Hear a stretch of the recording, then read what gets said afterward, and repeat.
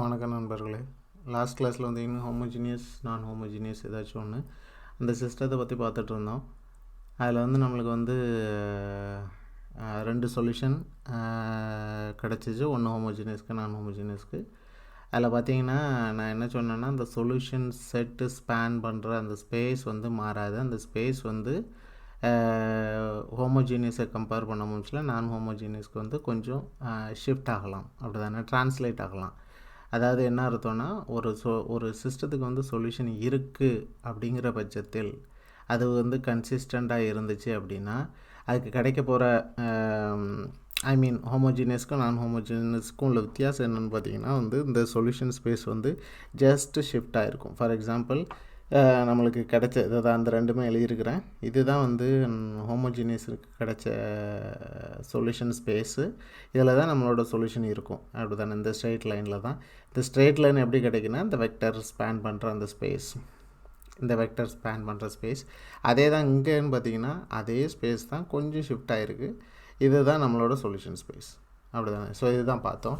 இது ஒரு எக்ஸாம்பிளோட பார்க்கலாம். நான் வந்து விஷுவலைஸ் பண்ணி காமிக்கிறேன். இப்போ பார்த்தீங்கன்னா இங்கே பாருங்கள், நம்மளுக்கு வந்து நம்மளோட வெக்டர் இது ஓகே, -3 0. நீங்கள் ப்ரீவியஸாக பார்த்த முடியல, இது எதை மென்ஷன் பண்ணுது அப்படின்னா -3 0. ஓகே, எவ்வளோக்குள்ளே ட்ரான்ஸ்லேட் ஆகிருக்கு இதை மென்ஷன் பண்ணுது. இந்த 3 1 வெக்டர் வந்து இந்த லைன், ஓகேவா. இது வந்து எவ்வளோக்குள்ளே ஷிஃப்ட் ஆகிருக்குங்கிறத காமிக்கும். ஓகே, இப்போ பாருங்கள். ஸோ இந்த லைனில் நீங்கள் எந்த பாயிண்ட்டை சூஸ் பண்ணாலும் உங்களுக்கு இந்த லெஃப்ட் சைடில் உள்ள இந்த நம்பர் வந்து மாறவே செய்யாது. இந்த நம்பர் அதுவாகவே தான் இருக்கும், ஓகேவா. ஸோ இப்போ இந்த லைனில் ஃபார் எக்ஸாம்பிள் நான் வந்து எங்கே போனாலும், ஓகேவா, அதனால தான் நான் சொன்னேன் இதில் நீங்கள் எந்த பாயிண்ட்டை சூஸ் பண்ண, இதுதான் நம்மளோட சொல்யூஷன் ஸ்பேஸ். ஓகே, ஸோ இந்த ஸ்பேஸில் நீங்கள் எங்கே போனாலுமே உங்களுக்கு ரைட் சைடில் அந்த நம்பர் மாறவே செய்யாது, ஓகேவா. ஸோ அனதர் திங் என்ன சொன்னேன் அப்படின்னா, நம்மளுக்கு வந்து பி வந்து 0. இது வந்து பி, இந்த வெக்டர் தான் வந்து பி, அப்படி தானே. இந்த வெக்டர் வந்து 0 இல்லை அப்படின்னா அது வந்து நான் ஹோமோஜீனியஸ். சப்போஸ் இது 0 ஆச்சு அப்படின்னா அது வந்து ஹோமோஜீனியஸ். ஸோ இந்த பி வெக்டர் வந்து நம்ம 0 ஆக்குவோம், என்ன ஆகும். ஸோ நம்ம ப்ரீவியஸாக பார்த்த மாதிரி தான் இந்த லைன் வந்து ஷிஃப்ட் ஆகி ஆரிஜினுக்கு வந்துடும், ஓகேவா. ஸோ இப்போ இதை வந்து நான் 0 ஆக்குறேன் அப்படின்னா பார்த்தீங்களா, எவ்வளோ தான். ஸோ அந்த லைன் வந்து ஷிஃப்ட் ஆகும். அதே மாதிரி நான் பியை மாற்றுறேன், வேறு ஏதாச்சும் ஒரு இதுக்கு கொண்டு போகிறேன் அப்படின்னா அந்த லைன் ஷிஃப்ட் ஆகுமே ஒழிஞ்சு, ஸோ நான் சொன்ன மாதிரி தான் இந்த லைன் வந்து எது ரைட்டு லெஃப்ட் இல்லாட்டினா மேலே கீழே ஷிஃப்ட் ஆகும் ஒழிஞ்சு அந்த சொல்யூஷன் ஸ்பேஸ் லைன் வந்து அதுவாகவே தான் இருக்க போகுது, ஓகேவா. ஸோ இன்னொன்று பார்த்தீங்கன்னா, சப்போஸ் இந்த பி வந்து இந்த லைனை விட்டுட்டு வெளியில் போச்சுன்னா என்ன ஆகும்னா இன்கன்சிஸ்டண்ட் ஆகிரும், சொல்யூஷன் இருக்காது. ஃபார் எக்ஸாம்பிள் நான் அதை வந்து இப்படி வெளியில் எடுக்கிறேன் அப்படின்னா இங்கே பார்த்தீங்கன்னா இன்கன்சிஸ்டண்ட் ஆகிரும், ஓகேவா. ஸோ சொல்யூஷன் இல்லை அப்படின்னு சொல்லுது, ஓகே. ஸோ இந்த லைன்லேயே இது போயிட்டுருக்க முடியல, மேலே அதாவது 0வாக இருந்துச்சுன்னா ஆரிஜினில் போகுது, அப்படி தானே. வேறு ஒரு நம்பர் பிக்கு சூஸ் பண்ணால் அந்த லைன் வந்து ஷிஃப்ட் ஆகுது. ஸோ மீனிங் இது தான், சொல்யூஷன் ஸ்பேஸ் வந்து கொஞ்சம் ஷிஃப்ட் ஆகும், ஓகேவா. ஒரு சிஸ்டத்துக்கு வந்து சொல்யூஷன் இருந்துச்சுன்னா ஹோமோஜீனியஸ்க்கும் நான் ஹோமோஜீனியஸ்க்கும் என்ன வித்தியாசம்னா சொல்யூஷன் ஸ்பேஸ் வந்து கொஞ்சம் ஷிஃப்ட் ஆகும், ஓகேவா. ஃபைன். இதை தொடர்ந்து நம்ம வந்து என்ன பார்க்க போகிறோம் அப்படின்னா லீனியர் இண்டிபெண்டன்ஸ், ஓகேவா. ஸோ லீனியர்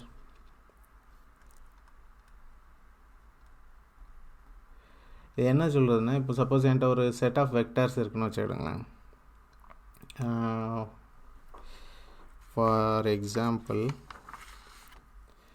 என்கிட்ட வந்து செட் ஆஃப் வெக்டர்ஸ் இப்படி இருக்குது, 1 -1 2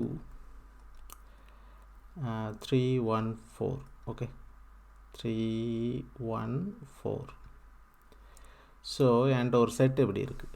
இப்போ என்ன கேட்க போகிறோன்னா, இந்த வெக்டர் செட் வந்து ஒரு லீனியராக இல்லையா அப்படின்னு கேட்க போகிறோம். அதாவது லீனியர்லி இண்டிபெண்ட் செட்டாக இல்லாட்டினா லீனியர்லி டிபெண்ட் செட்டாக, இப்படி தான் வந்து கேட்பாங்க. அதுக்கு என்ன ஆக்சுவல் மீனிங் அப்படின்னா, நம்ம ஸ்டார்டிங்கில் ஒரு எக்ஸாம்பிள் பார்த்தோம், ஃபஸ்ட்டு லெக்சரில் பார்த்தோம். அதாவது வந்து ஒருத்தர் கடையில் போய் கறி வாங்க போகிறாரு.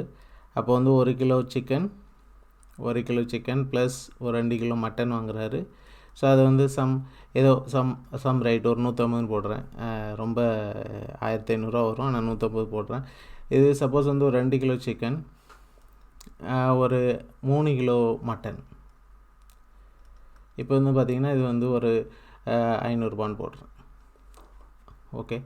ஸோ இப்போ இந்த ரெண்டையும் யூஸ் பண்ணி நம்ம வந்து சிக்கன் எவ்வளோ, மட்டன் எவ்வளோ அப்படின்னு கண்டுபிடிச்சிடலாம். அப்படி தானே? மட்டன் எவ்வளோ அப்படின்னு கண்டுபிடிச்சிடலாம்.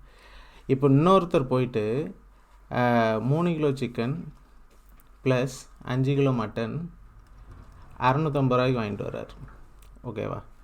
ஸோ இந்த மூணாவதாக இவர் வாங்கியிருக்கிறது என்னன்னு பார்த்தீங்கன்னா, இந்த ரெண்டையும் கூட்டினால் எவ்வளோ வரும்? 3. இந்த ரெண்டையும் கூட்டினா எவ்வளோ வரும்? 5. இந்த ரெண்டையும் கூட்டினா 650. அப்படி தானே? ஸோ இப்போ பார்த்தீங்கன்னா இந்த 2 பேர் வாங்கிட்டு வந்ததை அப்படியே கூட்டி இவர் வாங்கிட்டு வந்திருக்காரு.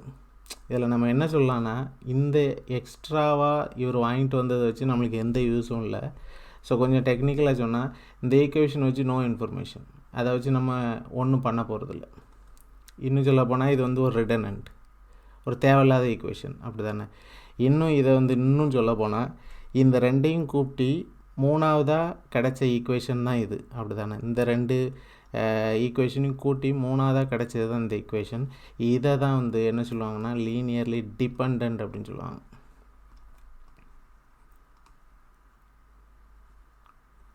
ஓகேவா? ஸோ இப்போ உங்களுக்கு புரிஞ்சிருக்கும் லீனியர்லி இண்டிபெண்ட் எதுக்கு இம்பார்ட்டண்ட் அப்படின்னா, ஒவ்வொரு வெக்டரும் வந்து நிறைய இன்ஃபர்மேஷனை தரும். ஓகேவா? ஒரு இது லீனியர்லி டிபெண்ட்டாக இருந்துச்சுன்னா அது வந்து இன்ஃபர்மேஷனை தராது. ஓகேவா? ஸோ இப்போ மூணாவது ஒருத்தர் வந்து இந்த 2 பேரும் வாங்கினதை இப்படி கூட்டி வாங்கிட்டு வந்திருக்காரு. இதனால் எந்த யூஸுமே இல்லை. அப்படி தானே? ஸோ எங்கேயாட்டும் நீங்கள் லீனியர்லி டிபெண்ட்னு ஒன்று பார்த்தீங்கன்னா, அந்த இது வந்து ரொம்ப என்ன சொல்லலாம், அதில் வந்து இன்ஃபர்மேஷன் ரொம்ப கம்மியாக இருக்குன்னு அர்த்தம். ஓகேவா? அதனால தான் வந்து மேக்ஸிமம் வந்து பார்த்திங்கன்னா மேத்தமெட்டிக்ஸில் நிறைய விஷயங்கள் பார்க்குறது வந்து ஒவ்வொரு வெக்டரும் லீனியர்லி இண்டிபெண்ட்டாக இருக்கணும் அப்படிம்பாங்க. ஃபார் எக்ஸாம்பிள்,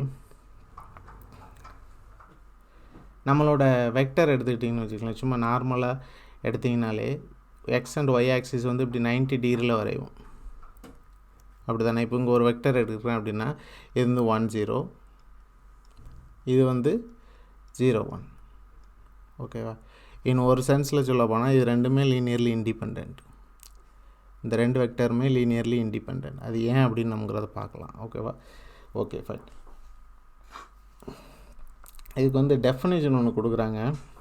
எப்படின்னா x1 times v1 plus x2 times v2 plus xn or xk times vk it should be equal to 0. ஓகேவா? என்ன அர்த்தம் அப்படின்னா, இப்போ இங்கே மூணு வெக்டர் இருக்குது.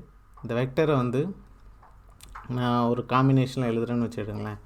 x1 times 1 1 1 plus x2 times 1 minus 1 2 plus x3 times 3 1 4 is equal to 0.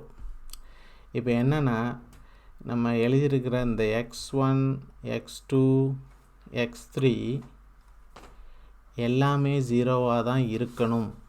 அப்படி இருக்கிற பட்சத்தில் தான் இதை வந்து நம்ம இந்த 3ஐயும் வந்து லீனியர்லி இண்டிபெண்ட் சொல்ல முடியும். ஓகேவா? இந்த x1 x2 x3க்கு ஏதாச்சும் ஒரு வேல்யூ கொடுத்து அது வந்து இந்த ஈக்குவேஷனை சாட்டிஸ்ஃபை பண்ணுது அப்படின்னா இந்த வெக்டர் வந்து லீனியர்லி இண்டிபெண்ட் செட்டு கிடையாது. ஓகேவா? அது வந்து லீனியர்லி இண்டிபெண்ட் கிடையாது, அது டிபெண்ட் ஆயிரும். ஃபார் எக்ஸாம்பிள், இங்கே வந்து நீங்கள் எடுத்து பாருங்கள். x1க்கு வந்து -2, x2க்கு வந்து -1, x3க்கு வந்து 1 போட்டு பார்த்தீங்கன்னா இந்த ஈக்குவேஷன் சாட்டிஸ்ஃபை ஆகும். அப்படின்னா என்ன அர்த்தம்னா, இந்த 3 வெக்டர்ஸ் இது வந்து லீனியர்லி டிபெண்ட். ஓகே. ஸோ இன்னும் கிளியராக பார்த்தோம். ஃபார் எக்ஸாம்பிள், என்கிட்ட ஒரு ஈக்குவேஷன் இப்படி இருக்குன்னு வச்சுக்கோங்க. 1 0 0 ஒரு ஏ, 0 1 0 1 1 0 இப்படி இருக்குது. ஓகேவா? ஸோ இதை நான் வெக்டர் வந்து ஒரு 3 டைமென்ஷனல் ஸ்பேஸில் நான் இப்படி வரைகிறேன். ஓகே. ஸோ இப்போ பார்த்தீங்கன்னா 1 0 0னா எக்ஸ் வந்து 1, ஒய் அண்ட் ஜெட் வந்து 0. ஓகே. ஸோ நான் இப்போ வந்து 1 மித்த 2 0. அதே மாதிரி இதை எடுத்துக்கிட்டிங்க அப்படின்னா எக்ஸ் வந்து 0, ஒய் வந்து 1. ஓகே. இது எக்ஸு, இது ஒய், ஜி அப்படி எடுத்துக்கிட்டேன் அப்படின்னா இது வந்து 1 அண்ட் ஜெட் வந்து 0. இப்போ அடுத்த ஈக்குவேஷன் பார்த்தீங்கன்னா எக்ஸ் வந்து 1, ஒய் வந்து 1. ஸோ இந்த புள்ளி. ஓகே. ஸோ ஃபஸ்ட்டு காலம் இதை ரெப்ரசன்ட் பண்ணுது, செகண்ட் காலம் இதை ரெப்ரசன்ட், தேர்ட் காலம் வந்து இதை ரெப்ரசன்ட் பண்ணுது. ஒன்று நோட்டீஸ் பண்ணிங்கன்னா இங்கே ஜெட் ஆக்சிஸ்க்கு வந்து எந்த யூஸுமே இல்லை. ஓகேவா? ஸோ இது ரெப்ரசன்ட் பண்ணியிருக்கிறது 3 டைமென்ஷனில் இருக்குது. ரெப்ரசன்ட் பண்ணியிருக்கிறது 3 டைமென்ஷன். பட் ஆக்சுவலாக நம்மளுக்கு இந்த தேர்ட் டைமென்ஷனால் எந்த யூஸுமே இல்லை. அது ஏன் அப்படின்னு பார்த்தீங்கன்னா இந்த 2 vector 1 0 0 plus 0 1 0 is equal to 1 1 0. அதாவது இந்த மூணாவது இந்த இந்த இந்த இது வந்து பார்த்திங்கன்னா இது ரெண்டையும் ஆட் பண்ணி மூணாவது கிடச்சிருக்கு. ஓகேவா? இது ஜஸ்ட் ஈக்குவல் டு நம்ம ப்ரீவியஸாக பார்த்தோம் பார்த்திங்களா, அந்த மூணாவதை வாங்கிட்டு வந்து சிக்கன் மட்டன் காம்பினேஷன் மாதிரி. இதனால் எந்த யூஸுமே இல்லை. ஓகே. ஸோ இதை தான் வந்து லீனியர்லி டிபெண்ட் சொல்லுவாங்க. Linearly dependent. Okay. So third டைமென்ஷனை வந்து இது ரெப்ரசன்ட் பண்ணியிருக்கிறது ஒரு 3 டைமென்ஷனாக இருந்தாலும் தேர்ட் டைமென்ஷன் வந்து யூஸே பண்ணல. 2 டைமென்ஷன் இருந்தால் போதும் இதை வந்து நம்ம ரெப்ரசன்ட் பண்ணிடலாம். ஓகே. ஸோ இன்னும் சொல்ல போனால் இப்போ சப்போஸ் இந்த மேட்ரிக்ஸ்க்கு வந்து நீங்கள் வந்து ரேங்க் கண்டுபிடிச்சிங்கன்னு வச்சுக்கிடுங்க. ரேங்க் கண்டுபிடிச்சிங்கன்னா அது வந்து 2ன்னு சொல்லும். அதுக்கு என்ன அர்த்தம்னா 2 டைமென்ஷன் போதும், உன்னோட 3ஆவது டைமென்ஷன் இங்கே வந்து யூஸ்லெஸ் அப்படிங்கிறத ரெப்ரசன்ட் பண்ணும். Okay. So linearly depend independent வந்து ரொம்ப முக்கியம். ஃபைனா? ஸோ இன்னும் ஒரு எக்ஸாம்பிள் பார்க்கலாம். சப்போஸ் நம்ம ரோ எக்கலான் ஃபார்ம் வந்து நிறைய பார்த்துட்ருந்தோம், அப்படி தானே? ஸோ அது எப்படின்னா ஒரு மேட்ரிக்ஸ் ஏன்னு இருக்குது அப்படின்னா அதை வந்து ரோ எக்கலான் ஃபார்மில் ரெடியூஸ் பண்ணி ஒரு 3x3 மேட்ரிக்ஸ் வச்சுக்கிடுங்க. நம்ம வந்து 1 0 0 0 1 0 0 0 1 அப்படின்னு கொண்டு வந்துடணும், அப்படி தானே? ஸோ இதில் பார்த்தீங்கன்னா ஒவ்வொரு ரோக்கும் வந்து ஒரு பிவட் எலிமெண்ட் இருக்குது. ஒவ்வொரு ரோக்கும் ஒவ்வொரு பிவட் எலிமெண்ட் மட்டும் இருந்துச்சு அப்படின்னா இது வந்து லீனியர்லி இண்டிபெண்ட். அந்த வெக்டர் ரெப்ரசன்ட் பண்ணுறது வந்து ஃபார் எக்ஸாம்பிள் என்கிட்ட எப்படி இருக்குது, ஃபார் எக்ஸாம்பிள் என்கிட்ட ஒரு செட் எப்படி இருக்குது, ஏ இஸ் ஈக்குவல் டு என்கிட்ட ஒரு வெக்டர் செட் எப்படி இருக்குது 1 1 -2 1 -1 2 3 1 4 இப்படி என்கிட்ட ஒரு வெக்டர். இப்போ நான் இதை வந்து ரோ எக்கலான் ஃபார்மில் வந்து ரெடியூஸ்ட் ரோ எக்கலான் ஃபார்மில் இப்படி கொண்டு வந்துட்டேன் அப்படின்னா இது என்ன சொல்லுதுன்னா ஒவ்வொரு ரோக்கும் வந்து ஒவ்வொரு ஒரு பிவட் எலிமெண்ட் இருந்துச்சு அப்படின்னா அந்த இந்த இது ரெப்ரசன்ட் பண்ணுற ஒவ்வொரு காலமும் வந்து லீனியர்லி இண்டிபெண்ட். ஸோ இன்னும் சொல்ல போனால் இந்த மொத்த வெக்டர் செட் வந்து லீனியர்லி இண்டிபெண்ட்னு சொல்லிடலாம். ஓகேவா? ஸோ இதில் ஏதாச்சும் ஒன்று ஃப்ரீ வேரியபிள் வந்துச்சு அப்படின்னா, சப்போஸ் இதை நான் ரெடியூஸ் பண்ணுறேன், ரெடியூஸ்ட் ரோ எக்கலான் ஃபார்மில் ரெடியூஸ் பண்ணி எனக்கு வந்து இப்படி கிடைக்குதுன்னு வச்சுடுங்க. 1 0 0 0 1 0 அதுக்கப்புறம் இதில் வந்து -3 1 0 அப்படி வந்துச்சு அப்படின்னா இது வந்து நம்ம ஃபார்மேட்டில் இல்லை, அப்படி தானே? இது ஆக்சுவலாக 0 0 1ன்னு இருக்கணும், ஆனால் வேறு ஃபார்மேட்டில் இருக்குது. அப்படி இருக்க முடிஞ்சால் நம்ம அதை வந்து ஃப்ரீ வேரியபிளாக எடுப்போம், அப்படி தானே?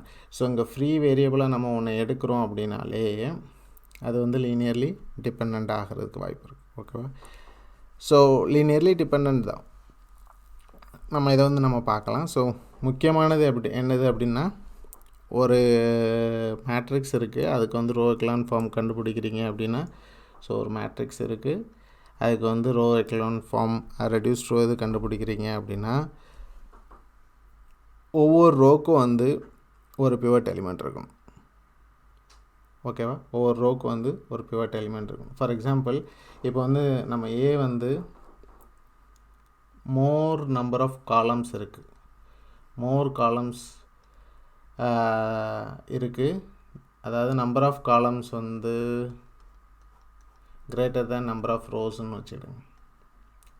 நம்பர் ஆஃப் காலம் வந்து நம்பர் ஆஃப் ரோஸோட அதிகமாக இருக்குன்னா என்ன ஆகும்னா இந்த மாதிரி இருக்கும். அப்படி தானே 1 2 3 4 5 6 7 8 9 10 11 12 இப்படி இருக்குது. அப்படின்னா நான் என்ன சொல்லணும்னா ஒவ்வொரு ரோக்கும் வந்து ஒரு பிவட் எலிமெண்ட் இருக்கணும். ஸோ இதை நம்ம ரெடியூஸ்ட் ரோ எக்கலான் ஃபார்மில் கொண்டு வந்தாலுமே இந்த மாதிரி தான் வரும்.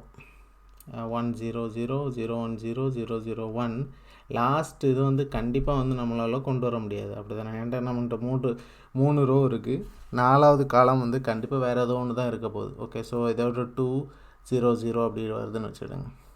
ஸோ என்ன ஆனால் இது ஃப்ரீ வேரியபிள் ஆயிரும். அப்படின்னா இது வந்து லீனியர்லி டிபெண்ட் ஆயிரும். ஸோ ஃப்ரீ வேரியபிளே வரக்கூடாது. ஓகேவா?